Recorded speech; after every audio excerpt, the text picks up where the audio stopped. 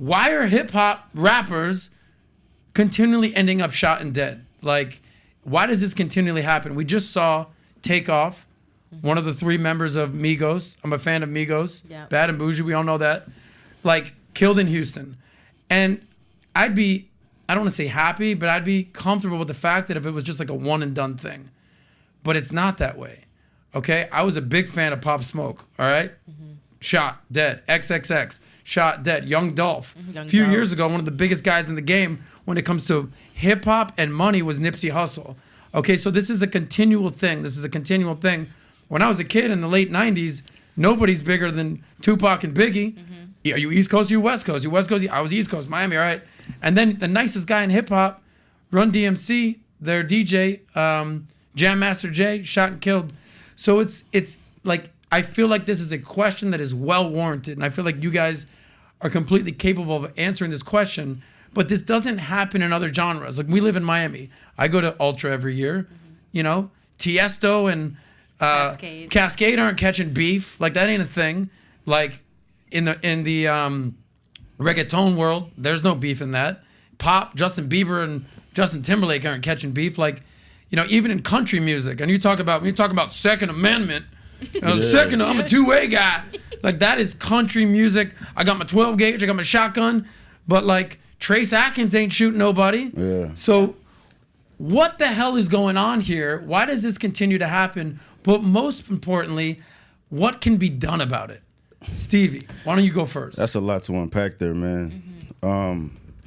First of all, it's like monetized, man. You know, record labels take out insurance policies on artists now because, you know, you have a proper high chance of getting your life taken away being a part of this genre of music now. Wow, didn't even know that. They take out insurance policies on their investment. Yeah. Of course. And then it's the dehumanization of black men, black on black crime. It's like it's glorified, it's praised, you know, it's sexy in some people's eyes. It's sexy to be dangerous, to have a target on your back. You know what I'm saying? Like, social media, the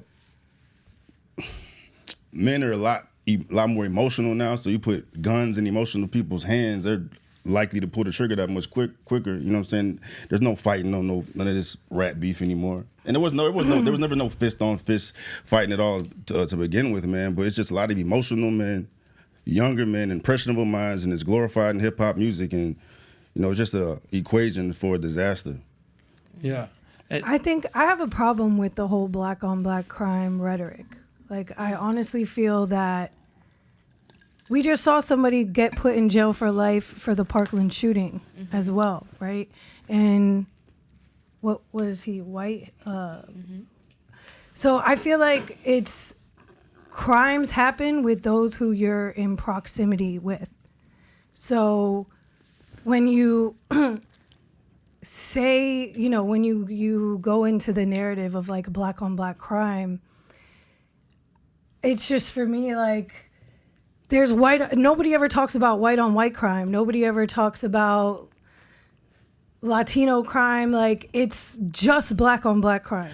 Why is that? I get you. It is proximity, though. It's two things happening at once, right? Black folks in poverty-stricken areas, we're engaged in the most criminal activity when we're in these settings, right? It's class-based, racial-based. We're all in these groups, in these proximities together, man. So they run hand in hand. But when we are in these settings, black people kill the most, 4 times more than anybody, white, Hispanic, Asian, any of that. It's not like black across the board in America, but when we're in these pockets. Where are those numbers coming from? I can pull the phone out for you and show you the statistics, but you know, we're responsible for the most deadly crimes, most shootings, most stabbings, most murders, black people within these poverty-stricken areas.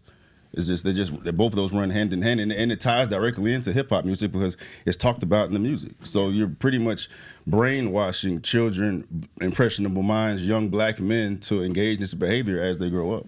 You don't hear about this stuff in. I understand, but you don't hear about it in country music or pop music because that's not the reality of the artists who are telling their story. You hear about, oh, I cried and, you know, when my boyfriend cheated on me, or whatever it is that the trauma that, you know, the stories of these artists are. But when you talk about hip hop, I feel like these are just, you know, you see Kevin Liles, like, doing interviews for this very thing right now. First of all, there's a mixture between storytelling of like what's actually happening and people speaking on their experiences, but then there's also, I guess what you're referring to, which is like the glorification of said lifestyles, etc., which then comes with fabrication, and then there's a whole argument going on about like, when people can tell the truth, can tell the difference between an artist that's telling the truth or an artist that's fabricating things, and when courts can use that in certain cases, etc. So it's like a lot to unpack, but I feel like I don't know, like what do you want people to talk about?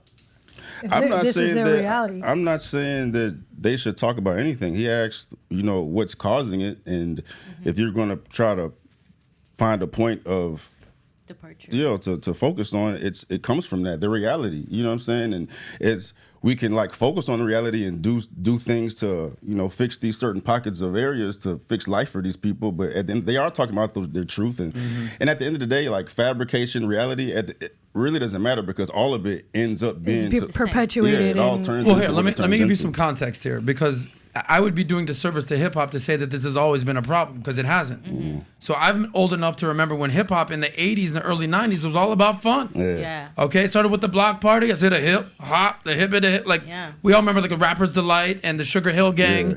And it was, even songs like The Message. Yeah. And even songs like what was his name? Biz Markie. You got what I need. You say like more positivity. There was no drama. No one's getting shot up there. Yeah. And then even if you want to talk about NWA and the controversy that surrounds them, all right, cool. But they were saying fuck the police. Absolutely. They weren't saying fuck my neighbor, fuck my homie. Okay. And then even Ice Cube, member of NWA, his most famous breakout hit was "Today Was a Good Day." Like, didn't even have to call the cops today, right? Nobody got shot today. Like, it was a positive message. And then something happened. I think we all know the moment when East Coast, West Coast, Biggie, Tupac, something happened, and it was the green that came with the East Coast, West Coast beef, and then it kind of culminated with Tupac's "Hit 'Em Up." Yeah, I fucked your bitch. Yeah, like, and they're all like, "Oh shit, that's a hit record. Oh my God, we just made millions of dollars. Let's run with it. Let's run with it." So then what happened? And then now so fast forward to today, right? Every divisiveness is a real thing, whether it's Republicans versus Democrats, East versus West, men versus women, right? All that division, you can monetize division, okay? And then humans are tribal by nature. I'm on the Miami Dolphins team. No, fuck that. I'm a Patriot. Like, yo, Miami Heat. No, bro, New York Knicks. We're tribal by nature. But with hip hop, like, that's the only genre where there's diss tracks, where there's beef tracks, right? Like, Tiesto ain't coming out with an EDM record to fucking diss Benny Benassi or whoever you want to kind of call out. So it's kind of ingrained in the culture, and which is totally fine. Like, I remember when LL Cool J and Kumo D too, but LL Cool J caught beef with Cannabis back in the day, and they had a song "Canna Bust," second round knockout. It was amazing. Nobody's getting shot here, and I would have no problem with any of this, whether Tupac's fucking Biggie's, no one cares. But when artists, and I'm saying top echelon, amazing artists, are getting shot and killed at 20 years old, 21 years old, 18 years old, you're losing your life to the game. That's where someone's got to say, all right, like, enough's enough here. And I'm trying to just understand. I don't think we're going to solve it on this podcast. It's too packed. There's too much in there. It's not just music. It's the culture. It's a lot of toxicity within the culture. Yeah, it's the government. It's them either putting the men in a box or putting them in 6 feet deep. It's so much stuff to unpack there. There's there's guns are more accessible in certain areas. Absolutely. It's like. But I feel like, you have a major voice in the hip hop community. Like, let's show this picture that I just slacked you. Just to be clear here, like, when I say that Julz is in the know, go down to that picture, Deli, if you would, to the very bottom. Open it. Like, a year ago, you were interviewing Takeoff at Rolling Loud. You're interviewing. If I'm gonna be honest, the fact that this was the first, I've had a really, it's been a hard week. Yeah. And today was the first day that I actually felt